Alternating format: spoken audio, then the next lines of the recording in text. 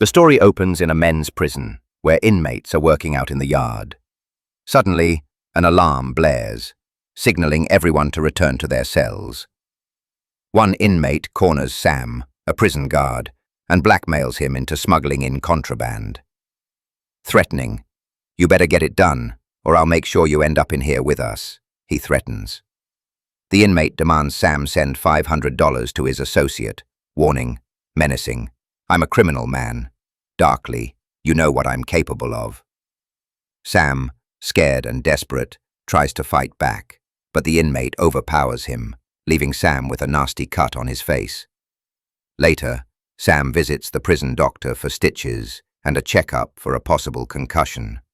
When fellow guards Tim and Ed ask what happened, Sam lies, claiming the inmate had been causing trouble for a while. He says he just told the inmate to return to his cell, but the inmate refused. Sam pushed him, and the inmate head-butted him. In self-defense, Sam hit the inmate with his nightstick. The senior guard tells Sam, sternly, "Your first mistake was letting him get that close and not calling for backup." To protect Sam from further threats, the staff decide to move him to the tower. A few days later, while on the prison roof, Sam spots something suspicious in the yard. Using a telescope, he sees a fight break out among the inmates. Sam quickly hits the emergency alarm. Guards rush in, armed with tear gas, and take positions on the roof. As the fight escalates, tear gas is deployed, hitting several inmates. When the chaos doesn't stop, the guards fire warning shots, forcing the inmates to hit the ground. In the confusion, two inmates attack another. The guards, fully geared up, enter the yard and start restraining the inmates one by one. Meanwhile, Sam realizes he made a mistake while still on the roof. Warden Mills, along with Ed and Tim, discuss the situation.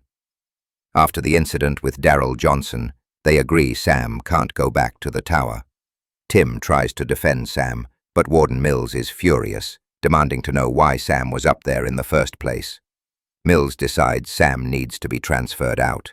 Ed suggests moving him to other departments, like receiving or discharge, or even perimeter patrol. Tim keeps defending Sam. If he goes back in there, they'll kill him. Despite their objections, Warden Mills orders Sam to be sent to the women's prison and calls for a lockdown to move him. "Those women will be all over him, sir. That could cause a whole new set of problems," Tim warns. Mills replies, "If he can't be trusted around inmates, maybe he needs a new career. It's the women's prison, or he's out." After his transfer, we follow Sam as he stands aside to let the female inmates pass. Some make flirtatious moves, with a few even making suggestive gestures. Inmate Cherry notices Sam as she enters the classroom. Mariam Meski, the teacher, catches the interaction and demands to know who sent Sam to the women's prison. Sam explains it was for his own protection after an incident at the men's prison. Mariam warns him that the female inmates are just as manipulative as the men and will try to use him. During her lesson on human evolution, Cherry uses a mirror to watch Sam, who stands at the back of the classroom.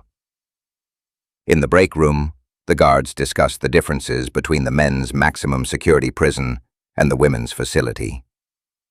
Sam jokes that today felt like a vacation compared to the men's prison, which he calls a jungle.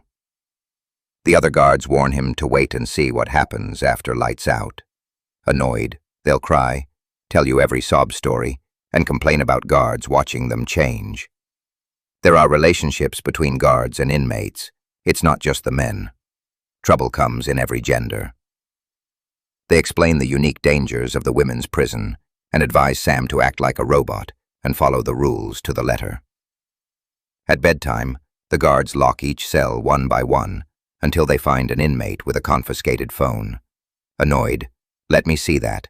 Stand and face the wall. What a waste of money," the guard says. Sam is then told to lock the next cell, where he finds Cherry pretending to read a magazine. He checks in. Casual, "You good?" She responds, asks for her cell to be closed, and Sam continues his rounds. The next day, Sam stands by the classroom door as inmates file past. One inmate deliberately bumps Cherry into him. She grabs his jacket and whispers, I'll see you tonight. A female guard warns Sam, serious, get your head straight, or these ladies will take advantage of you. That night, as Sam tells inmates to turn off their lights, he approaches Cherry's cell and finds her exposed. Sam is visibly affected, unable to look away. Unbeknownst to them, everything is being recorded on camera. The next day, in the control room, Cherry starts acting strange. Annoyed, "I'm not feeling well," she says, asking to go to the infirmary. When Sam comes closer, she pretends to have pain in her side. "Is it your stomach? Your side?" he asks. She says she can walk, but on the way she pulls Sam under the stairwell, where there are no cameras, a spot where people often meet in secret. Sam tries to resist, but quickly gives in. Suddenly Cherry turns violent, stabbing Sam multiple times in the neck. She then screams for help, making it look like Sam attacked her, and she acted in self-defense. She crawls out, screaming for help, trying to convince everyone she survived an assault by a guard. Sam's lack of experience and innocence made him an easy target for inmates used to violence. Thoughtful. "Isn't this a violation of her Miranda rights?" someone asks. Annoyed, "She's in prison. Miranda rights don't apply here. You have a lot to learn about inmates," another replies. "There's supposed to be trust between officers and inmates, but that trust is often broken. A corrections officer has been killed and posthumously accused of rape. Sad. These women have no options. I have a class to teach. I'm not missing it." The investigators discuss the evidence. There was no tearing, no scratches on his face or arms, no signs of a struggle on her body. 30 stab wounds to the neck. Those are offensive wounds, not defensive. Plus, his uncle was killed at almost the same time. We have to question her claim of self-defense. Thoughtful. But inmates are immune to our lies and threats. Just ask her what happened. Question the things that don't add up, and show her the compassion you're known for. Compassion is the one tactic we haven't tried. Thoughtful. "Did he commit a crime, Ms. McCluskey?" Laughing. "Look at that. I feel better already." Thank you for watching. Please subscribe and leave a comment below.